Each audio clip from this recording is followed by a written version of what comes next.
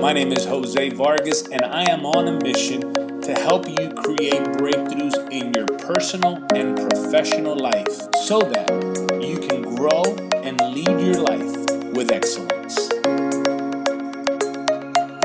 Welcome, everyone, to the Jose Vargas Show. This podcast was created for leaders to help leaders strategize to create breakthroughs so that you can lead yourself and others effectively. I am your host, Jose Vargas. Thank you so much for listening. Today, I have a very special guest. He is the campus pastor of the Potter's House of Fort Worth, Texas, Patrick Winfield. His leadership has been extensive, serving in both educational and ministry fields. As an educator, leader, and pastor, his mission has always been to transform lives, build leaders, and strengthen families. Not only that, but he is a mentor of mine. He is my friend. Pastor Winfield, thank you so much for being on the show today. Thanks, Jose, for having me, man. I'm so excited to be doing this with you, man. And it's always a great conversations that we have in times past without the podcast. So I know it's going to be seriously and great right now. So thank you so much for inviting me. No, thank you, man. I appreciate you. And so like I was sharing earlier, a few weeks ago, we had I texted you, and like you said, we always have great conversations. And I asked you if there's one word that you can tell leaders today, especially today, now more than ever, what would be that one word? And your response was focus. And I love that. And so I want to talk about, in this episode, I want to talk about the power of focus, right? In today's ever evolving culture, evolving economy, constant stream of information, online, social media, emails, everyone's trying to get our attention. Why do you think the ability to focus is so important now more than ever? Well, I think focus was a lot easier in times past. Technology was supposed to make our lives better and enhance our lives. And in many instances, it has done that. But in many instances, it's really made our lives a little bit more helter-skelter. And we have had more divided focus because we don't have the attention span needed and necessary to see things through in an efficient way. So technology was supposed to make us do things faster. But it's taking us longer to get things done because our focus is divided by that same technology. The average person will check Instagram 150 times a day. Wow. 150 times a day. And every app, including with Instagram, is kind of created to be able to give those dings to get our attention, like you said previously, which means that if we are not focused on something, if we're not engrossing ourselves in something to become more efficient, it takes us longer to do it. Something or projects that could take us maybe an hour to get done takes us 6 hours to get done because our focus is so divided. And so we have lost the efficiency of time and the management of our own skills because we're not as focused as we need to be. And because the world and the culture has learned how to get our focus psychologically with some of the things that they add on, the sound, the dings, the lights, the bells, the whistles. Our brains go straight to that because we have been accustomed to it. And so, or trained and programmed for divided focus. So right now, more than ever, we've got to be very disciplined and very, dare I say, about our focus and making sure that nothing robs us of the opportunity to focus during particular times. Yeah. No, that's so good. As I was thinking about our time together, I was just thinking of a moment where I was leaving church in Trenton, which you visited. And this was a couple years back. And I finished speaking and I was leaving with my wife. And we had to make a right turn on that to get into that main intersection. And I remember as the car was like literally almost on the road, I kept looking to my left just to make sure that no cars were coming. And as I was looking to my left, I started stepping on the gas. And I'll never forget, thank God I looked right away, because as soon as I put my focus on the road, I almost hit this lady. I had to slam on the brake, So it just is an illustration of, I guess, what happens to us as leaders when we're not focused, right? When our gaze is, looking at something else. It may be an important thing, right? Yeah. So what do you think is causing us, or what do you think is causing a leader to lose his focus, whether that is in their personal lives or as they lead their organizations and other people? Well, there's a whole host of things that can rob us of it. Oftentimes, when we get into leadership platforms or capacities, we don't work on ourselves. Mm-hmm. So we bring into those platforms, into those positions, our own anxieties that we deal with. Anxiety is a killer of focus. It robs you of the opportunity to be able to see things the way that they should be. I'm an educator by vocation. And one of the things that I used to help our students to do is to relax during test time. Because the test is an opportunity for you to give an example of the things that you have learned, the things that you've studied, the things that you have memorized. But the heightened sense of anxiety shuts down the ability of the brain to recall. And so you have people who don't take tests well. Isn't that interesting? Now, they could be the smartest thing. Homework assignments are great. Quizzes are great. They participate. They know the information. You know that they have acquired the information needed and necessary in order to do well on a test. But when it's time for them to take a test, they can't recall. Their brain is in such an anxious state that they cannot recall and implement and integrate the things that they already know. Well, wow. As leaders, sometimes that is the very thing that keeps us from making great decisions, because we're focusing on one thing and our anxiety is moving us to focus on that thing, but we're not seeing the full picture.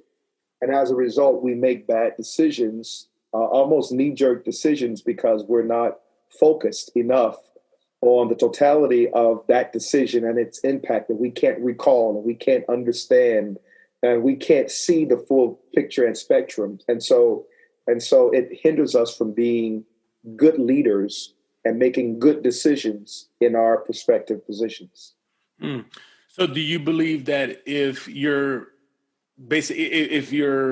using that same example of taking a test, for example, and I agree with that, because I've found myself whenever I'm experiencing anxiety or I'm nervous or, you tend to forget things, right? So do you believe that as a leader, do you believe problems or situations at home or situations at the office will somehow rob us of our focus in other areas of our lives? Is there a connection there? There is, but one of the things that I'm noticing is that we really don't understand how to maximize our brain capacity. Okay. Because the brain has the ability to be able to compartmentalize if you're able to control your emotions. Now, what we do is allow for our emotions to control us. Mm-hmm. And so how we are, or the emotional state that we're in, is really the way or the mood that calls for us to think or to lead. What we've got to be able to do is to practice controlling our mindsets and directing and redirecting as we need for it to be directed. I'll give you an example. This past Saturday, one of our deacons, Bishop Jake's right-hand man, Deacon Gray, Holloway Gray, passed and went on to be with the Lord. And Deacon Gray was sent over to the Potter's House, Fort Worth campus, to help me to be, so what he was to Bishop, he was to me. And for him to pass was a huge hit on all of us. Now, Bishop, we holding each other up because of this emotional hit. Bishop, he's been in Bishop's life for 60 years. He knew him since he was in kindergarten. For me, he's been in my life since I came over to the Potter's House in Fort Worth. And so it's a significant loss. But I had to record too. So after the funeral, which was filled with tears, and it was very emotional. After the funeral and after the graveside, I went back to the church and I had to record. And my staff is looking at me saying, Pastor, are you sure you're going to be able to do this? I mean, you was just in an emotional state. And I said, I'll be fine. Just give me a moment. I just need to refocus. And we just had a staff meeting today, and they were saying how we don't know how you were able to do that. That was crazy that you reached as if you just didn't come from an emotional experience like that. Right. And they were asking, how were you able to do that? And I said, because I've been training my mind. I trained my mind to compartmentalize and to shift my emotions so that I can have maximum capacity and efficiency for the moment that I am in. And that takes a higher level of awareness and the training of the mind and focusing and making sure that you're able to do what you need to do for that moment. Michael Jordan said, they asked Michael Jordan one time, they said, do you ever get nervous taking the last second shot? And he said, no, I don't get nervous taking the last second shot. I practice it so much that it's just common nature for me to do it. And I don't look at it as it being stressful. I look at it as an opportunity for me to focus on that which I've been practicing for this moment.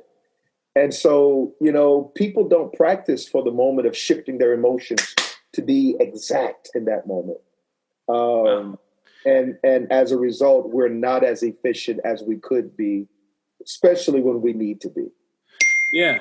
So how can we begin to train our minds? So, like, what are some of those steps that you begin to train your mind in so that you can begin to shift your focus and focus on what you need to be focusing on now, even though there's other areas in your life that are calling for your attention? And, so how do you begin to train your mind? So one of the books that I've been reading that's been really helping me with this is called Limitless. It's by Jim Quick. Oh, yes. And he's got a chapter on there about focus. I listened to his podcast as well. One of the things that he says, which was crazy for me on the front end when I first heard it, he said one of the interviews that he had with I think it was J.J. Boggs or whatever, I forgot his name. But he was talking about some of the things that we can do to train our brains to be able to focus. One of those things is to brush your teeth with the opposite hand. Okay. Just simple, practical things, right, that you never think about, right? Because it takes a certain level of focus for you to brush your teeth with the opposite hand. Now, it's uncomfortable as all get out. Right. You've got to focus more to be able to do it. When you're doing something with something that is comfortable, you lose focus. You can do everything and anything while you're doing it because it's second hand and second nature. But to train your brain to be able to focus for that moment, you've got to do something in the mornings to get your brain operating like that. Okay. So to brush your teeth with the opposite hand is one thing. To take a cold shower is another thing, right? Because that's something that is hard to do, but you got to focus yourself and get yourself in a particular mindset in order to do it. Anybody that is from the North can do this, right? And I say this with a great sense of pride, because if you're from the North, you understand what it's like to have winters. Right.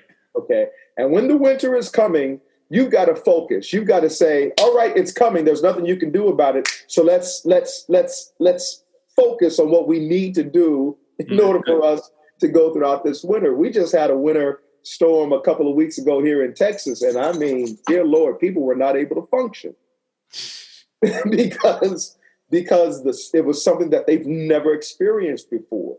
But for me, I was out driving in the snow. I was getting stuff together. I was getting quilts. I was getting flashlights.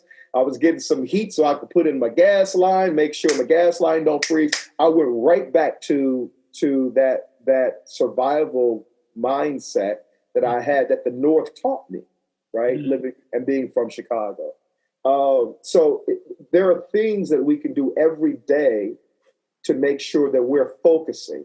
I make my bed every day. My wife has been like, oh my gosh, thanks, babe. You are just in a zone. She has been trying to get me to make the bed and help her to make the bed for the past 18 years. My wife will appreciate if I read that book then. She'll absolutely appreciate it. Now, without fail, without her saying anything, I do it because I see that it is a part of my routine in the morning. I've got to accomplish something. It Mm-hmm. sets my mind to focus on something that is completed. Right. Okay. Yeah. And making the bed is a small thing. Seems like it's a small task, Right. but it does focus your head on completing things all day. Mm. Right. So I think we all have the propensity to be able to do it, and we do it in our own right. We just don't have the intentionality behind the action. What do you mean by that? So we do stuff. We don't do things for a reason. Okay. We do it out of a habit, or we do it out of a whatever, but we don't do it for a reason. So now I do things that is based on a reason. When I wake up in the morning and I brush my teeth with the left hand instead of the right hand, it's because I want my brain to start moving in an uncomfortable way and getting focused. When I'm reading a chapter before I start the day, before I do anything, I don't touch my cell phone now for 30 minutes. Mm. So my wife said this before. She said, "You know what, babe? You know when you wake up, the first thing you reach for is your cell phone?" Mm. And I was like, wow, I never paid attention to it. You're right. So for the first 30 minutes, I don't touch my phone. It could be dinging, it could be ringing, it could be whatever. I don't touch it for 30 minutes, and that's my discipline. I reached for her the other day. Or yesterday, I reached for her the other day. She was blown out the water, like, oh my God.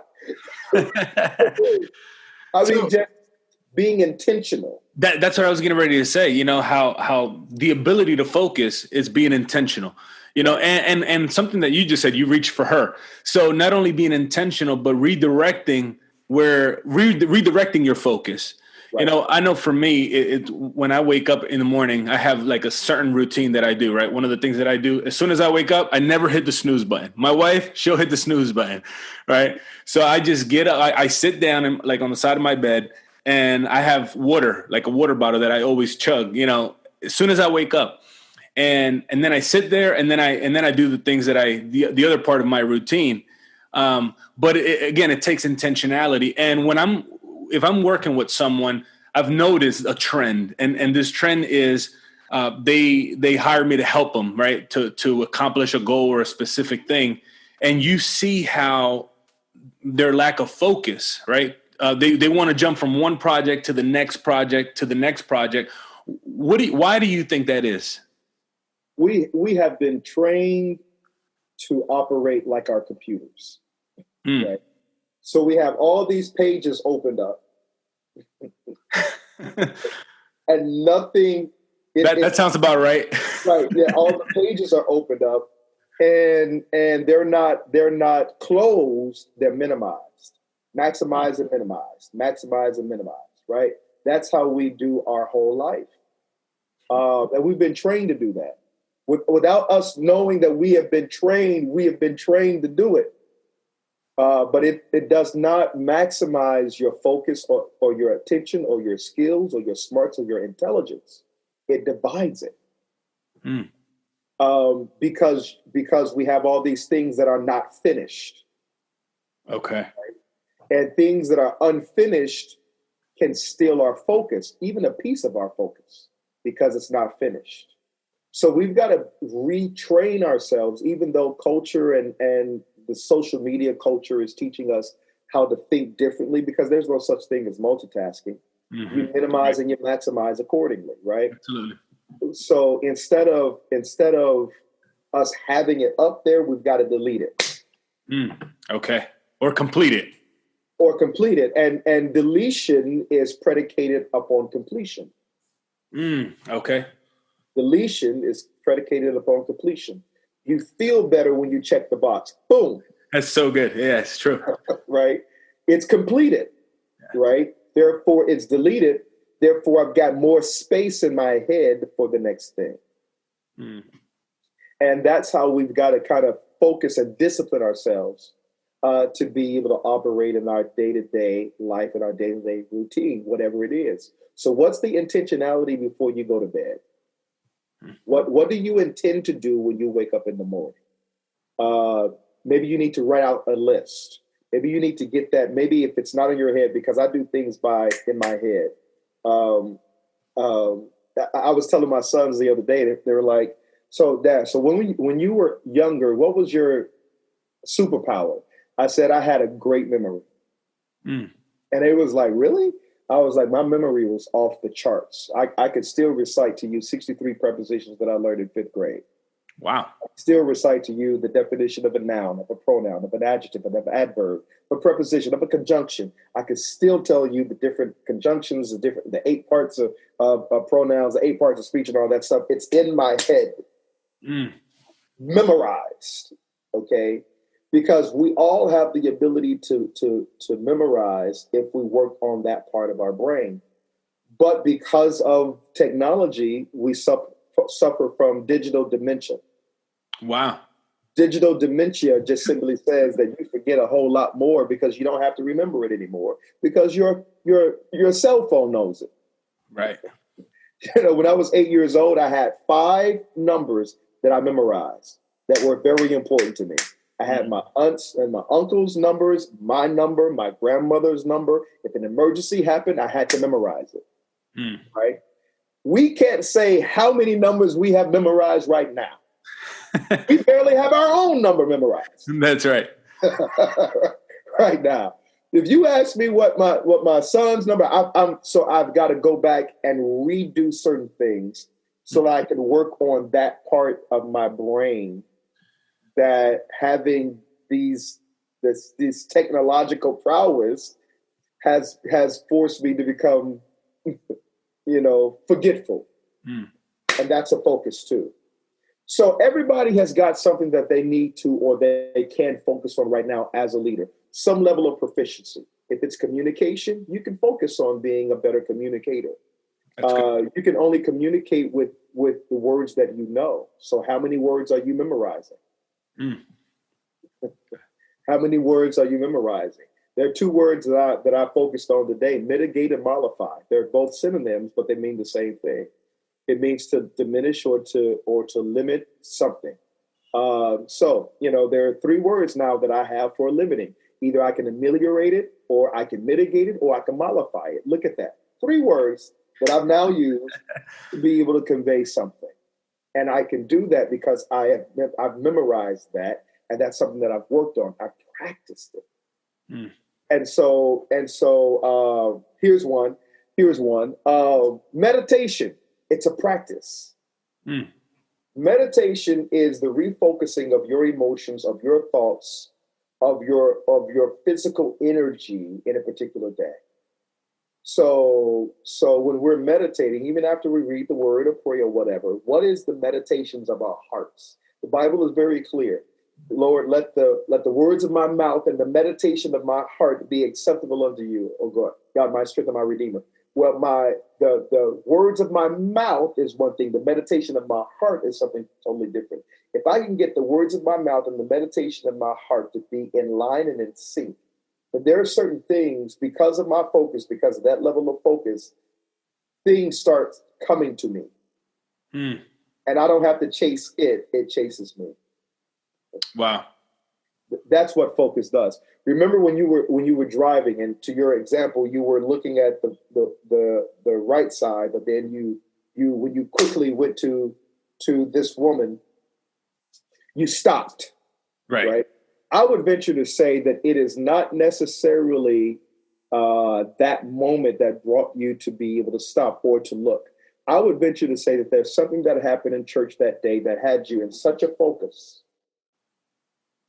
that it's by spirit discernment, your spirit brought your focus back to that lady. That's true. Yeah. Otherwise, you would have hit her. Right? Yeah.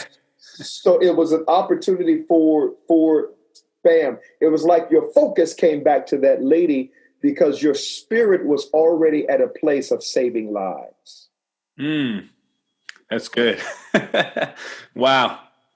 Right? Wow. So even when you're not trying to, you did it by mistake almost. Right. Because your heart was already focused on saving lives. Either saving lives via the word or through ministry, or saving the lives, because literally that is who you are. At your core, that is what you do. Police officer, secret service, whatever. That is what you do. You have a heart and a focus to saving lives. that if you sit long enough and you integrate everything into that mindset, you can mistakenly save a person's life because that was your focus. Wow. Wow. Man, I mean, I would love to keep going on there, but That's right, huh? that's so good. And it's so true. Cause sometimes you're wondering, man, why, like, why certain things happen at a particular moment. But I mean, that's just another conversation. So Pastor Winfield, what do you believe, or what do you think are some signs that a leader has lost his focus? You have more anxiety than you have peace. That's number one. You have more anxiety than you have peace. You don't have a sense of fulfillment. You have more frustration than you have fulfillment. Wow. You've lost the ability to be passionate about something. So there is no passion. And where there is no passion, you lose perspective. So you're not thinking ahead while you're in a position. You're always reacting. You're not playing chess anymore. You're playing checkers. So you're not 5 moves ahead. You're 5 moves behind. Wow. Okay. When you start comparing more so than completing and complimenting, you've lost focus. And those are the ones off the top of my head. That's good. So you have more anxiety. So one of the signs, or some of the signs, that a person listening right now has lost their focus is that they have more anxiety than they do peace. Yes. That's so good. They have more frustration than they have fulfillment. Mm-hmm. They have no passion, which equals no perspective. Yes. They compare more than they compliment. Yes. Man, these are so good. So what do you think is, if a leader listening right now to us and he's saying, well, you know what, guys, that's how I feel right now. I feel like I have no focus. I feel like I am more anxious than I do have peace. I feel like I'm more frustrated than I am fulfilled. I feel like I have no passion, and therefore I have no perspective. I am 5 steps behind versus 5 steps forward. I feel like I am comparing versus complimenting. What would you say to that leader so that they can get out of that rut and begin to regain their focus again? Steal yourself. STILL. Steal yourself so that you can steal. STEAL yourself. Steal yourself so that you can steal yourself. We have this tendency to look at helping so many other people that we forget about helping ourselves. Right. And self-help is not selfish. That's good. It's necessary because everything that happens in my life, I've got to be the center. Now, I know that sounds terrible, but if I'm on the airplane and everybody that's flown, you understand this principle. The stewardess says that they're giving the instruction, in case of an emergency, the oxygen tanks will fall down masks will fall down from the ceiling. If you are having children, if you have children, please put your mask on first. Right. Then put on your kid's mask. Why? I am no good to anybody dead.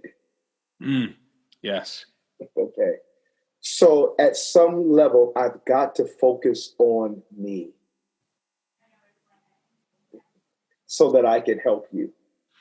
So talk a little bit more about that. What does that look like for a leader who's trying to, manage the overall vision of an organization, or the budgets, the goals, the vision of the organization? They're trying to have impact. They're trying to fulfill the mission and the vision of their organization. What does that look like practically in that life? of a leader? How can they steal themselves to steal themselves? Okay. So the first thing in stealing yourself is to find space where you can just be alone and steal. Okay. That's good.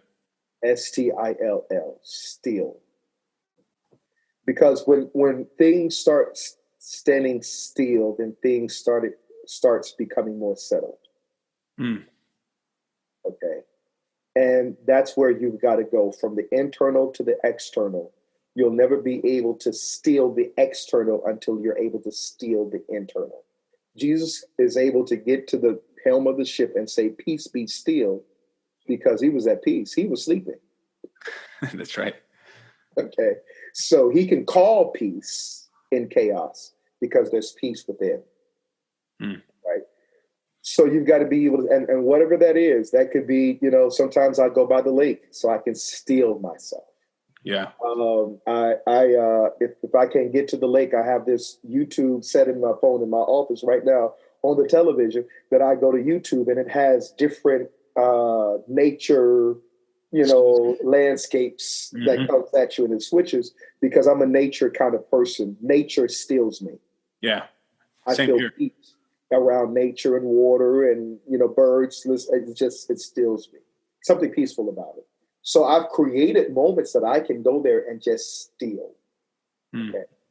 And once I steal, I don't think about anything. I don't think about answering anything. I don't think about solving anything. The only thing that I think about is me. What are my passions? What are my goals? What do I love? What do I want to see happen? How do I imagine life? In that space, okay, I steal, Still. And then I steal me because everybody wants a piece of me because I'm a leader. And every leader knows this. Even if you're a parent, you know this. It is a piece of you. Everybody wants a piece. So you got to steal that away. No, I want that back. Give me that back. Give me that back. Give me that back. Let me put it all together again and integrate it so that I can cut you another slice of me. Okay.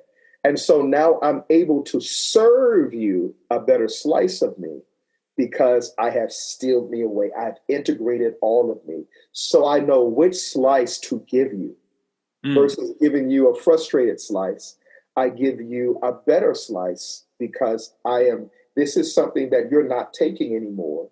This is something that I am gladly giving to you, and I'm able to give you a better version of me. Wow. So I would say practically for everybody, find that time in which you meditate in the morning. Before you start interacting with anything, don't touch your cell phone for 30 minutes. Let that be a time that you just integrate yourself and you steal yourself, all right? Somewhere in the evening, steal yourself back. STALEAL.